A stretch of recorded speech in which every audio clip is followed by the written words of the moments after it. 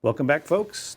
I'm Tim Pell with Beth Tikkun Messianic Fellowship, and we are in our third episode of 12 Voices, One God, a walk through the Minor Prophets. Today I'm joined by my brother and fellow elder, Neal Steiner. Thanks for coming.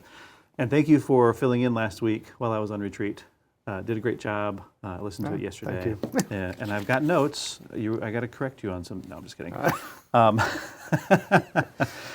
So today we're just going to have a discussion about some big ideas, some things that I read and was meditating on, and this is a really good book. Not that I'm surprised by that, but it had some really interesting things to say, and yeah. So let's just go ahead and get into it. So what we're going to do is I'm going to kind of like, because of my ADD brain, I'm going to drop into some ideas and drop out, and then we'll just kind of discuss and put some of these connections together, draw the lines together, and just see what comes up. Because that's usually what happens in a home fellowship discussion. It's just someone says one thing, someone says another, and then try and glue it together. And then the outcome is greater than the sum of its parts. So that's what we'll do today.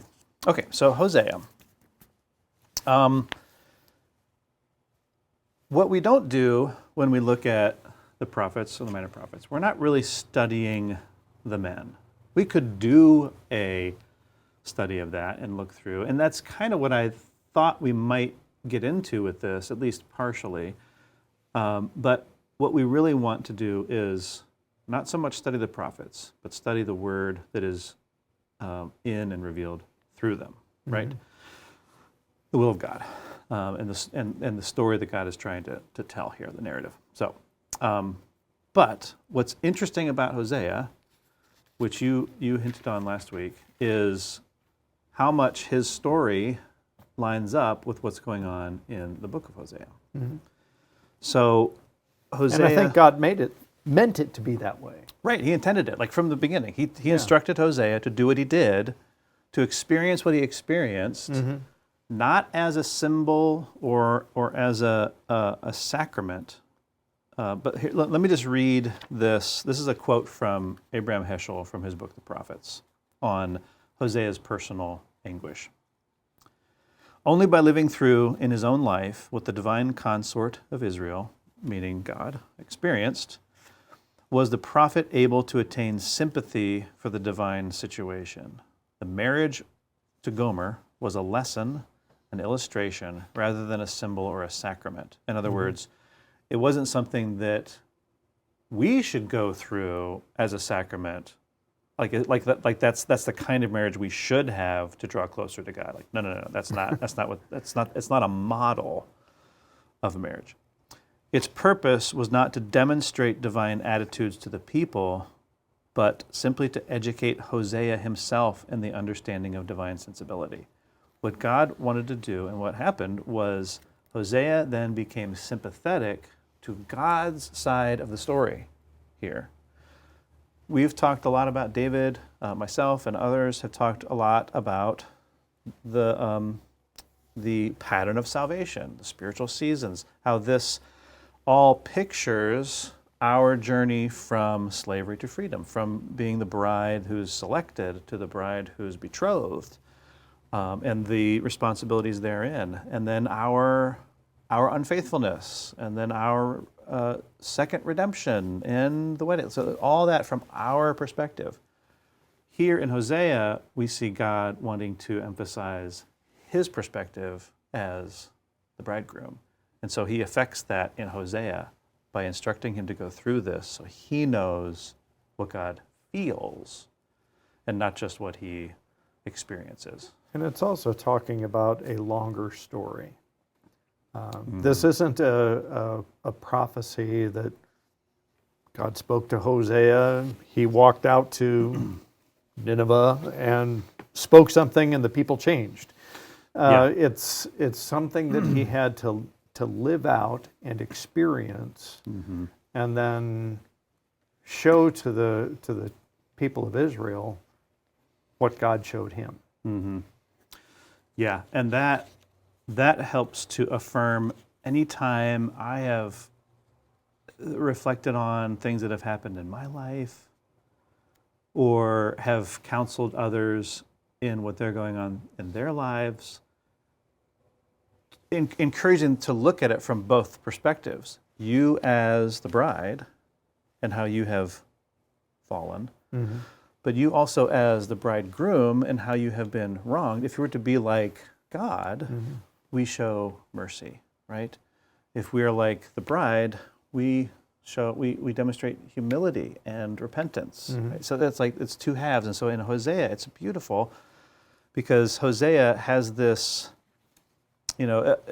most of the time, and I think it's probably true in Hosea too, the prophet stands as a mediator between God and the people. To God, he represents the people and speaks on their behalf. And to the people, he represents God and is God's mouthpiece to the people. So he's in the middle. He's human, but he has had an encounter with God that allows him to see greater depth into all of reality, so that he's in this very other position that can drive a person mad, right? Yeah, It's like, and that's the same function that the other saviors in Scripture do as well. So Hosea being Savior, right, yeah, Jesus, Joshua. yeah, exactly. Yeah, so this is unique in that you can see, because of his experience, because of his personal anguish, he is very much on God's side of this. But he also because of that, he also understands, he knows God and understands the depth of mercy and love, like passionate love God has for the wayward wife, wayward bride. I just think I think that that's beautiful. So moving on, well, Hosea's chief complaint, we could say, is that Israel does not know God. And when we say know God, of course, we mean knowing in the biblical sense, da'at Elohim, which is you could say, intimate knowing. It is a personal knowing. It isn't just knowing about someone. When it says knowledge of God, part of that knowledge is understanding what's important to the other and striving for it. Right, an interest in, a care. Like, it's like when you're dating, you find out what your beloved likes, and you like those things too. Yeah. Like it's a connection that is deeper than just having facts about something. So part of this is just a problem with the language and the English word that we use for da'at. But his chief concern is that Israel does not know God. And so let's just go through some of these passages in Hosea. So in Hosea 2:20, I will betroth to you, you to me in faithfulness. Then you will know the Lord. the Yada'at et Adonai. So part of God's promise of a new covenant where Israel will intimately know the Lord in restoration. So this is, even in the Exodus, he mentions very early on in that about that I will know you. I know your suffering, right? Mm-hmm. So he initiates the knowing, this personal, deep, intimate, passionate, loving, compelling, attracting knowing. Mm-hmm. He initiates that, and yet Israel has not reciprocated that, even though God has provided them everything, right? So it's just this heartbreak. In Hosea 4:1, and just so you know, there I believe seven instances of a form of the word yada, to know. So 4:1, Hosea 4:1. You read that? Listen to the word of the Lord, O sons of Israel. For the Lord has a case against the inhabitants of the land, because there is no faithfulness or kindness or knowledge of God in the land. Faithfulness, kindness, knowledge of God. Like, you wouldn't normally associate knowledge of God in the way that we understand it in the 21st century Greek mindset as something so important, like knowledge of Him. Does that mean just knowing things about Him? No. It's not just that. It is a deep, deep knowing. The Hebrew there is in da'at Elohim ba'aretz, and so there's this tie to the land too. So God's accusing Israel of lacking faithfulness, kindness, and knowledge of God, highlighting their covenant breach. This is a breach of covenant here. Okay, skip down to verse 6 there, Hosea 4:6. My people are destroyed for lack of knowledge, because you have rejected knowledge. I also will reject you from being my priest, since you have forgotten the law of your God. I also will forget your children. So a lack of knowledge leads to a rejection of you from being my priest. Again, in our modern readings of that seems to be maybe a disproportionate response. Do you agree with that? I don't know. I mean, understanding what knowledge here actually means, yeah, perfectly understandable. Like he has known you. You haven't reciprocated in that, not just behavior, but in emotion too. Like you're not in this marriage with me. You're not in it. You can't be my priest. But part of it too is, can we envision in our minds or in our souls the real difference that God is going for here?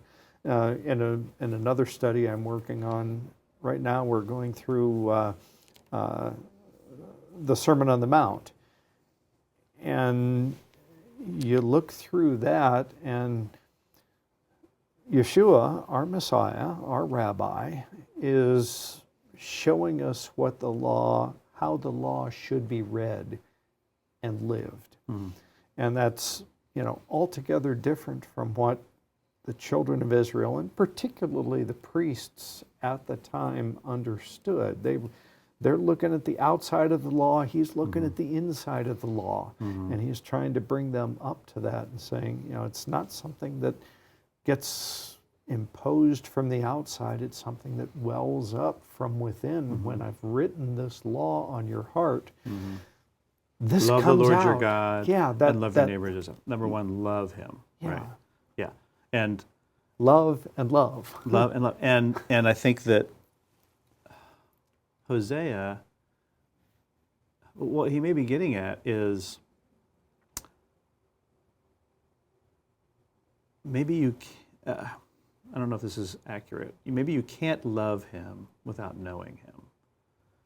Like one has to precede the other, or if it's a true love, it will lead to a knowing of Him. That's probably better. Because in our own experiences with our wives, we had this feeling for them before we had knowledge of them. We were the love was driving the acquisition of knowledge, the acquiring of a deeper sense of who they were, not just from data points or information, but from experience and it was really observation. one-sided. It was emotion driving the deepening of the relationship. Right. And over time, Yeah. it becomes more than just emotion. It becomes knowledge and Right. humility and all of that Yeah. wrapped into one, saying, I'm here for you. Yeah, a passionate love is the thing that should drive the deeper connection, Yeah. and then that is the thing that will sustain the relationship. But it isn't. But the passion is for a season and for a purpose. Right. Yeah. Okay, that's it. We figured it out. We got there. So let's go on to Hosea 5:4. Their deeds will not allow them to return to their God, for a spirit of harlotry is within them, and they do not know the Lord. Yeah. Ve'et Adonai lo yada'u. This implies an ignorance that's blocking them from knowing the Lord. I think that this also goes to what we were just talking about. Yeah. Their deeds will not allow them to return, for a spirit of harlotry is within them. So harlotry is you could say it's a seeking of the love of others, or a giving of a love to others that is inappropriate and unhealthy. So it is a misdirected giving of love and a over widening of yourself to receiving of love from others. There's really only one that can be sitting in that seat. Right. There's and only one. Nobody else. Nobody. You cannot replace. Nothing else exactly. can be there. Yes. So there's the love piece that hinders the actual gaining of knowledge of God that I think is appropriate. Okay. Jumping to chapter 6, Hosea 6:3. So let us know. Let us press on to know the Lord. He is going forth, is as certain as the dawn, and he will come to us like the rain, like the spring rain watering the earth. Ve'neda'a nirdefa leda'at et Adonai. And this is, the context is a kind of call to pursuit of knowing of him, linked to his promise of renewal, like the dawn or the rain. So this is, and could you read that one more time? 6:3. So let us know. Let us press on to know the Lord. His going forth is as certain as the dawn, and he will come to us like the rain, like the spring rain watering the earth. Yeah, so this is really romantic. Well, it's romantic, but it's also the part in chapter 6 here that points directly back to Yeshua and his work. The 3 days. 3 days I will raise you up. And then I will answer you just like the blessings that were promised in Deuteronomy. It connects. It's all one story. Yep. 3 verses down, Isaiah 6:6. And this is one that Yeshua quoted. Yes, it does. For I delight in loyalty rather than sacrifice, and in the knowledge of God rather than burnt offerings. Again, it's just an unfortunate clunkiness of the translation, in that knowledge of God is more important than burnt offerings.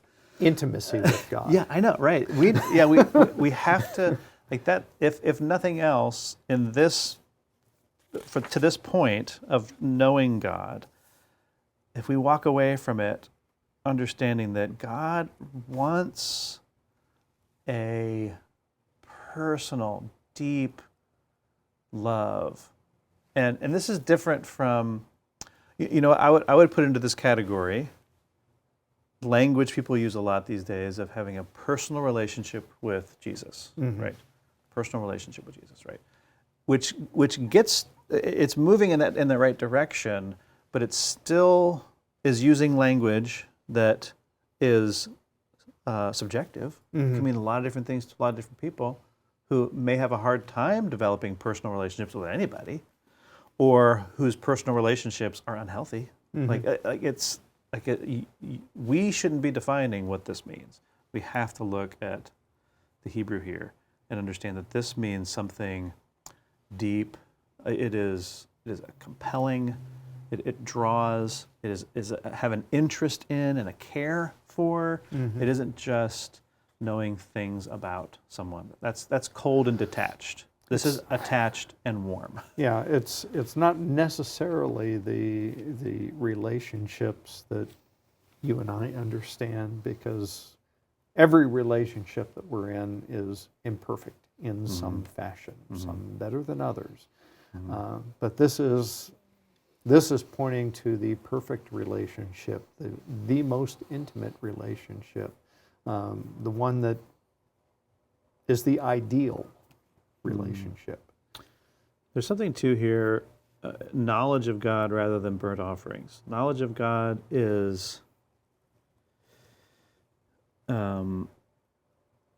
intimacy, care, like we've been saying, and we'll keep saying it the whole video, just to drive the point home. He prefers that over basically ceremony, over right, not over right actions, because right actions are still important. He's not saying, throw out burnt offerings. He's saying that a relationship that's just about doing what you have to do, or even when you're out there trying to give gifts, if you're just doing a gift and to God and you don't have a relationship behind it, it's like giving flowers to a stranger. Right.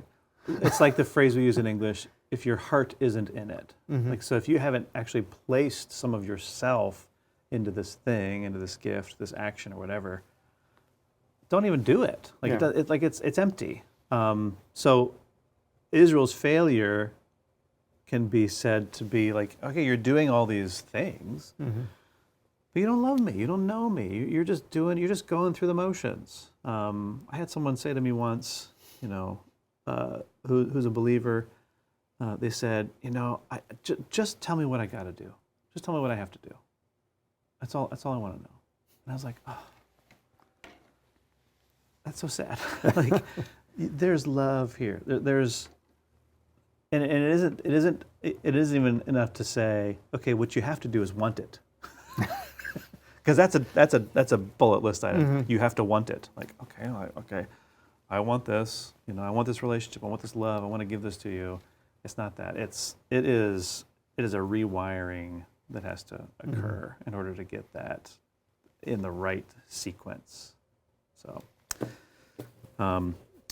moving on to chapter 13. This will be the last one. 13 verse. Got to roll down here a little bit. 13 verse 4. 11, 12, 13, 4. Here we go. Yet I have been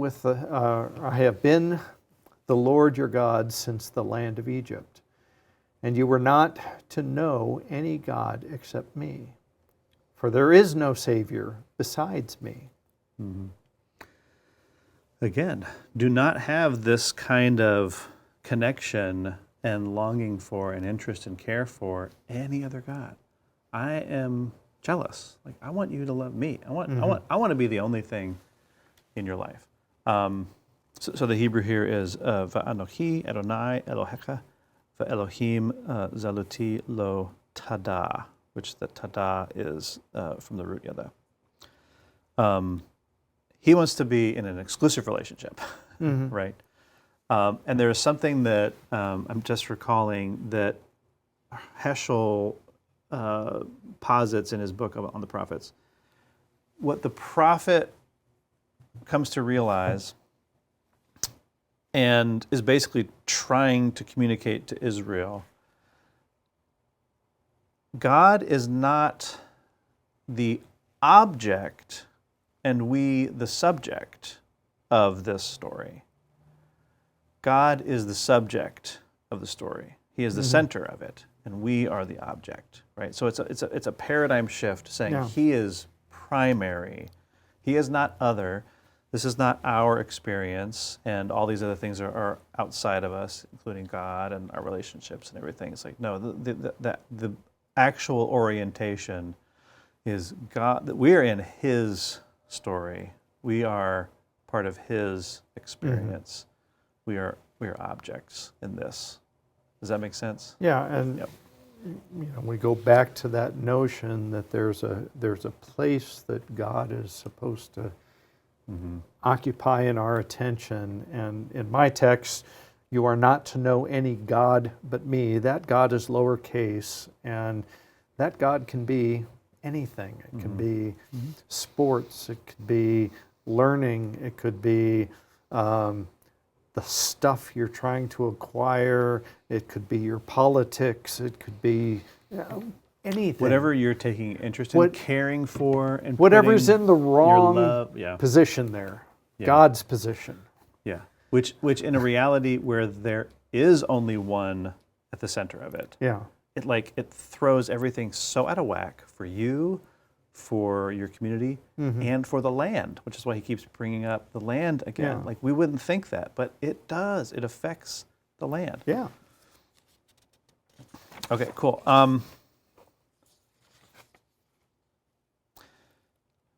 Going back to Gomer and Hosea a bit, and then we're going to dive into Deuteronomy here. So going back to the beginning, God instructs Hosea to marry Gomer. So in verse 2 of chapter 1, when the Lord first spoke through Hosea, the Lord said to Hosea, "Go, take to yourself a wife of harlotry and have children of harlotry." So from the beginning, God knows what this relationship is going to be about. For the land commits flagrant harlotry, the land, forsaking the Lord. So he went and took Gomer, the daughter of Diblaim, and she conceived and bore him a son. Now there is some debate about whether she was a harlot already, or whether her harlotry came in the context of the marriage. It doesn't. What the Lord is saying here at the beginning, you would presume, oh, she's already a harlot, but it doesn't call her that until later. She's just labeled here as a daughter of Diblaim. And she conceived and bore him a son. And the Lord said to him, "Name him Jezreel for yet a little while, and I will punish the house of Jehu for the bloodshed of Jezreel. And I will put an end to the kingdom of the house of Israel. On that day I will break the bow of Israel in the valley of Jezreel." Now there's a very interesting rabbit hole to go into with the name Jezreel and what that's referencing. And so if you're watching, you can pause this and go deep into that.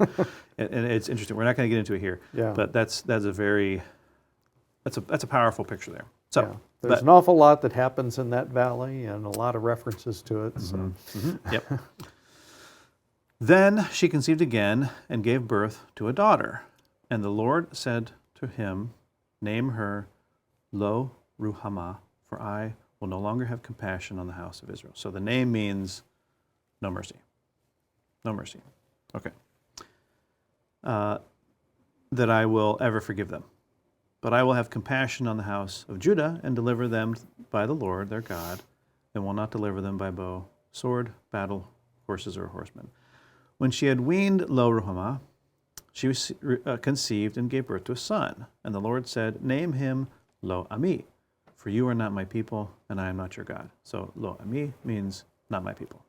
Okay, so Gomer, either a harlot or soon to be a harlot, gives birth to two children that we know are Jezreel, but Jezreel isn't in this passage here expounded upon. It's touched on later, but here we see that the names mean not my people and no mercy. Okay, interesting, right? Then we go down to 2 verse 5. And Hosea says, "For their mother has played the harlot. She who conceived them has acted shamefully. And she said, I will go after my lovers, who give me my bread and my water, my wool and my flax, my oil and my drink." It is not explicitly said that this is Gomer he's referring to, but it isn't explicitly said that there's anyone else he's referring to. So what's interesting here to me, anyhow, is that she's looking to this substitute for her sustenance. Right. Yeah. Instead of looking to God, because presumably Hosea has already provided for her in his household. But she's looking elsewhere for it. Yep, she leaves. She leaves. And she goes and is in relationship with other men. So then we move to later on in chapter 2, verses 14 through 23. And in my Bible, it has a heading of restoration of Israel. Of course, that heading is not in Scripture, but that's just a... But here, so if at the beginning of this book, we see an explicit character of Gomer, here is where we start to see an overlap of Gomer and Israel. So there's some overlay on this, and then throughout the rest of the book, it's Israel. Gomer is not really referenced as much, we could say. So here we see this overlap. Okay, so Hosea says, "Therefore, behold, I will allure her, bring her into the wilderness, and speak kindly to her. Then I will give her her vineyards from there, and the valley of Achor as a door of hope. And she will sing there as in the days of her youth, as in the days when she came up from the land of Egypt. It will come about in that day, declares the Lord, that you will call me Ishi, and will no longer call me Baali. For I will remove the names of the Baals from her mouth, so that they will not be mentioned by their names no more.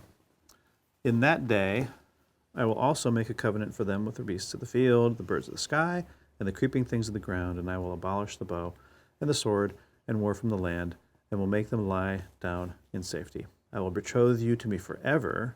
Yes, I will betroth you to me in righteousness and in justice, in loving kindness and in compassion." Justice and compassion, right? So interesting. "And I will betroth you to me in faithfulness. Then you will know the Lord." Know the Lord. Right? We already talked about that.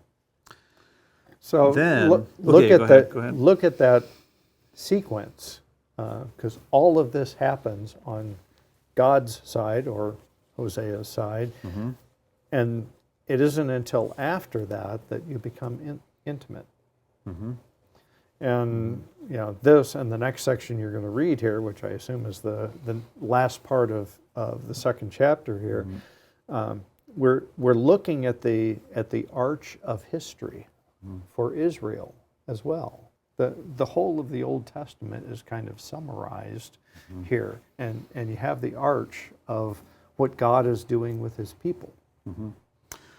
And the last line I read there, "Then you will know the Lord," I would say, for most of us, to know the Lord is to have been the harlot and have been shown mercy. Yeah. And maybe that's the only way. Some of us will have an intimate knowledge of Him and didn't have to go and spend our father's inheritance on gambling and then come back. Right? We were there. We were faithful. We knew our Father. It's just a matter of degrees, Tim. It's just a matter of degrees. Yeah, it is. It really is. It's a matter of degrees, or a matter of timing in the story of our lives. Right? Because I can look at some person and say he knows the Lord, but he's gone through no hardship. How is that possible? Well, I don't know, but I can't deny it. Or she knows the Lord because she was redeemed. She was saved. God did something for her that she could not have done for herself. So that's part of it too. And that after this, then you will know the Lord, as if to say, this is what you have to go through to know the Lord. Yeah. Okay, so moving on. "It will come about in that day that I will respond, declares the Lord. I will respond to the heavens, and they will respond to the earth, and the earth will respond to the grain, to the new wine, and to the oil, and they will respond to Jezreel." So there's one of the children's names. And then here in the last verse, "I will sow her for myself in the land. I will also have compassion on her who had not obtained compassion." There is one of the names. The lo ruhamah, no mercy. I will have compassion on who did not have compassion. Okay, so the name will be changed. The name will be changed. "And I will say to those who were not my people, lo ami, you are my people. And they will say, you are my God." Yeah. Okay. Then, so that happens. This Gomer has gone away. She's sought other things, and then there's this alluring back, like a promise of renewal, of hope, of restoration. The names of our children will be changed. Like this, like it's going to be good, right? So then we go to 3. The first. Well, before you go there, go ahead. Where did the children of Israel say, "You are my God"? Where did they say that? Yeah. Was that at Sinai? Yeah. Yeah. So the description that we just heard, God saying, "You are my people." This is the covenant that He made with them, and a restatement of that covenant. Yeah. Interesting. So then in chapter 3, verses 1 through 3, Again, this doesn't say, this says, my header in my Bible here says Hosea's second symbolic marriage because Gomer isn't explicitly mentioned. But if we're going to follow the context here, this is Gomer too. So, but her situation has changed. Then the Lord said to me, go again, love a woman who is loved by her husband, meaning him, yet an adulteress, even as the Lord loves the sons of Israel, though they turn to other gods and love raisin cakes. That always makes me laugh, that verse. So, the takeaway from today's lesson is raisin cakes are sinful. I hate raisins, by the way, but that's beside the point.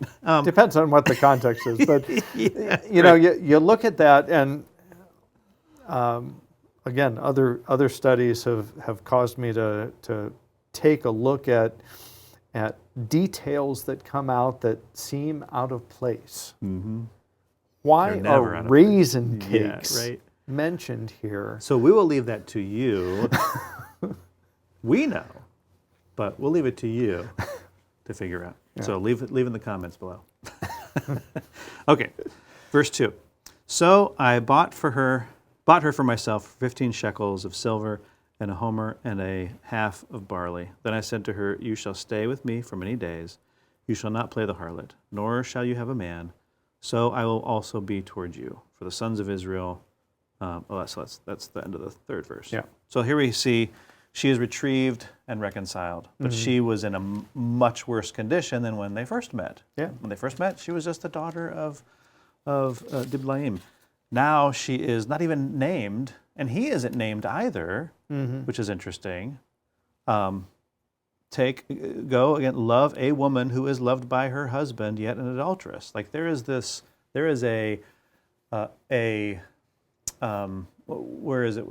anonymity to it, like a stripping of identity. It's like, okay, this thing happened. Now she is just a woman loved by her husband, and is yet an adulteress. And I'm not even going to say you were her husband, because what she did was bad. What she did was bad. It brought shame to the house. But here again, to tie into the overall arch of the Bible, a Savior comes, pays a price to redeem the one who is lost. Yep. So here's something interesting. Yesterday I was talking with my sister, who I love. She's in town. And we just happened to be talking about a passage in Deuteronomy that she and a friend were going through and just like scratching their heads about, like, no, this doesn't make sense. It was in Deuteronomy 22. So we're going to go to Deuteronomy now. We'll say adieu to Hosea and move on to Deuteronomy. We were in Deuteronomy 22 in verses 13 through 29. And these are laws of basically outlining the gravity of being unfaithful during the kiddushin portion of a betrothal. So that's what we would call an engagement in the West, but in ancient Israel, that was a binding agreement. She drank from the cup, but he has not come to retrieve her yet. They were together, and in that contract, there is grave consequences for stepping out of bounds. And this passage here is all about, at least especially in the first few verses, 13 through 19, this is about protecting the bride from a husband who, let's just start in verse 13. Deuteronomy 22:13. If any man takes a wife and goes into her and then turns against her and hates her, right? Okay, so here, this is the premise. Takes a wife, they consummate the marriage, he turns against her and charges her with shameless deeds and publicly defames her. So let's pause. Hatred, turning against someone, leads to charging someone with shameful deeds. Gossip, slander, defamation has at its beginning point hatred. Okay? The verses that follow are to protect her. I took this woman, but when I came near her, I did not find her a virgin. Then the girl's father and her mother shall take and bring out the evidence of the girl's virginity to the elders of the city at the gate. To modern ears, that sounds embarrassing. Like, why does she have to do this? Why doesn't he have to prove? Well, the girl's father shall say to the elders, I gave my daughter to this man for a wife, but he turned against her. And behold, he has charged her with shameful deeds, saying, I did not find your daughter a virgin. But this is the evidence of my daughter's virginity. So he shows the evidence. And they shall spread the garment before the elders of the city. So the elders of that city shall take the man and chastise him, and they shall fine him 100 shekels of silver and give it to the girl's father, because he publicly defamed a virgin of Israel, and he shall remain his wife. He cannot divorce her all his days. This is a protection and defense for the wronged bride, right? And then we see some other examples of other scenarios, whether the virgin is engaged or not. If the virgin is engaged and knowingly engages in sexual relations with a man, death is the consequence. Now, I don't know that there's any evidence that actually ever occurred, because God is merciful, and the leaders of these communities were also merciful too, so they wouldn't just stone. But that's it. This is just to say, this is a big deal. Okay, not that specific thing, but the adultery thing. We do have the example in the New Testament where the lady was brought to Jesus, and they wanted to kill her. They wanted to, but they didn't. Right? They didn't. So because there was someone wise, our master, to shift it. Was she wrong? Absolutely. And he said, "Don't do it anymore. Go and sin no more." But there was mercy shown, and they walked away. So we can.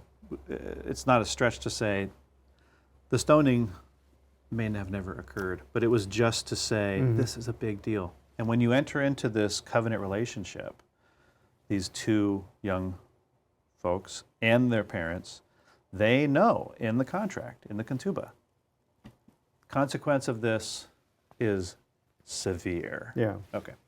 So we were reading through that, and I'm like, why is this sticking in my brain? Oh, it's because this is kind of what Hosea is about. So, so I move on to chapter 24, which is the first 4 verses of 24. When a man takes a wife and marries her, and it happens that she finds no favor in his eyes because he has found some indecency in her. So this is, he discovers that she has been unfaithful. Yeah. Possibly even, infidelity, likely infidelity. He writes her a certificate of divorce and puts it in her hand and sends her out from his house. And she leaves his house and goes and becomes another man's wife.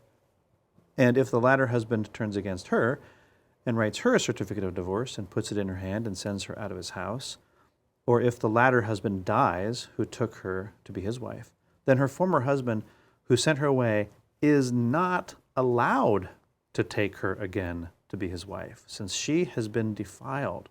For that is an abomination before the Lord, and you shall not bring sin on the land which the Lord your God gives you as an inheritance. Here's the land again. In Hosea, we see it, the land. The land has been a harlot. Like it's so connected here.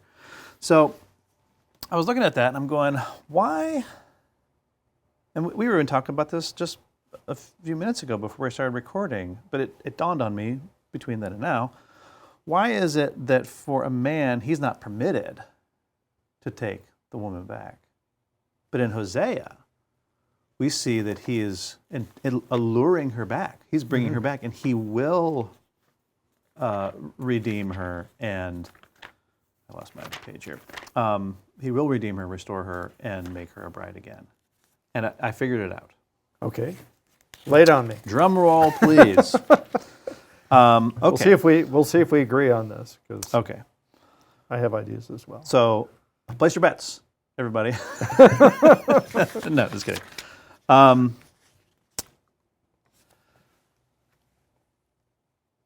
The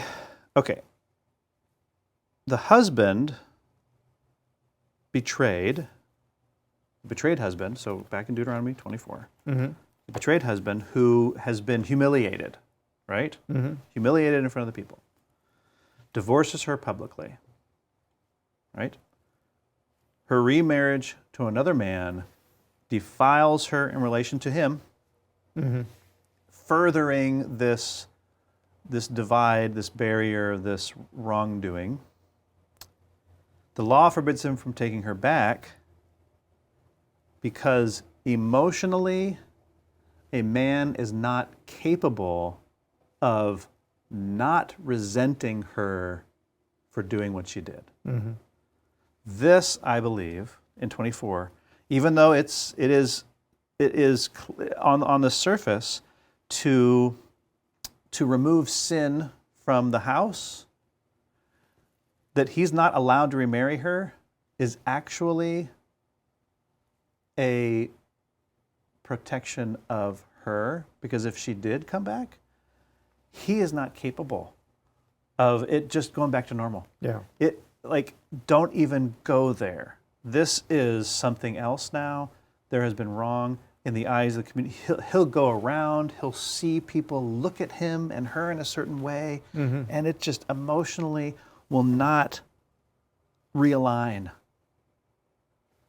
Who can handle the emotion of it? Only God. Only God. Yeah.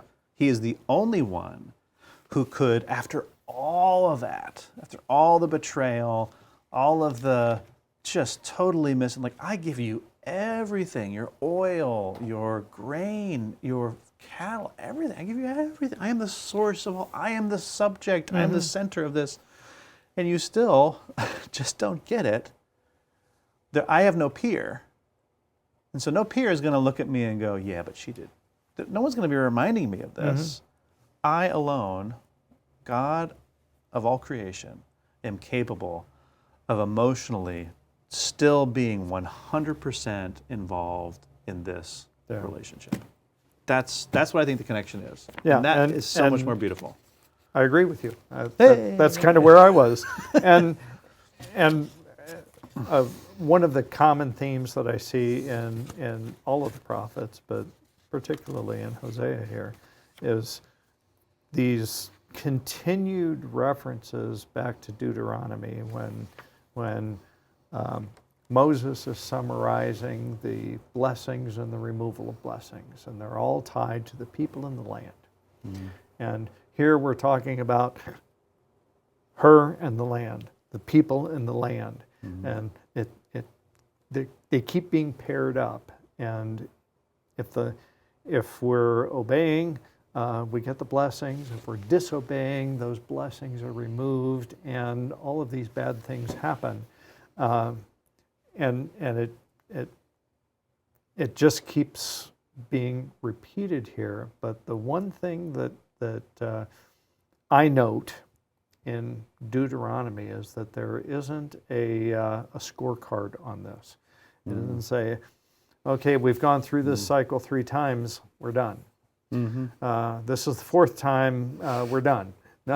No, there's no scorecard on this. God says, you obey, you get the blessings. When you disobey, I remove them. So There's just obey. no limit. Yeah. It's unlimited. Yeah, the mercy, the compassion, the patience of God where sin abounds, grace superabounds. just keeps coming. Just keeps coming. Yeah. Just keeps coming. But and again, going back to Deuteronomy and the laws of divorce, it took me a long time for me to realize, he hates it, but he knows that humans are going to be humans. Yeah. People are going to people. A man is going to be a man, and okay, here is a protection. Yeah. Here is where I will allow this. I hate it, but I will allow it because you are not capable of repairing the damage done by a covenant relationship that's been broken. I can do that, and I will do that with my covenant relationship with you, and that'll be better than any other covenant relationship there is. But here's the compromise. Here's the thing I will give you, just so that matters aren't made worse. Yeah. So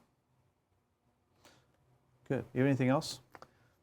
Not really. Just the reiteration that each one of these prophets, there's always the nugget of patience, compassion, and mercy. that God expresses in there. Sometimes it's a big section, sometimes it's very Yep. small, but every one of the prophets tells of God's patience, compassion, and mercy. In relationship to justice that is Yes. due for a wrongdoing. Yeah. You still have to obey, Yeah, still have to but obey. that's the whole message of the prophets. Yeah. It's good stuff. Mhm. All right. Thanks, Neil. Thank you all for listening. Next week, we're going to jump into Joel, and then we'll take a week off because we'll have our corporate service, and then get into, I forget which one is after that, but we're following the Jewish accounting and order of prophets. So Joel next week. We're done with Hosea. We bid farewell to Hosea until next time. So thank you, Neil, and thank you, everybody. Shalom. Shalom.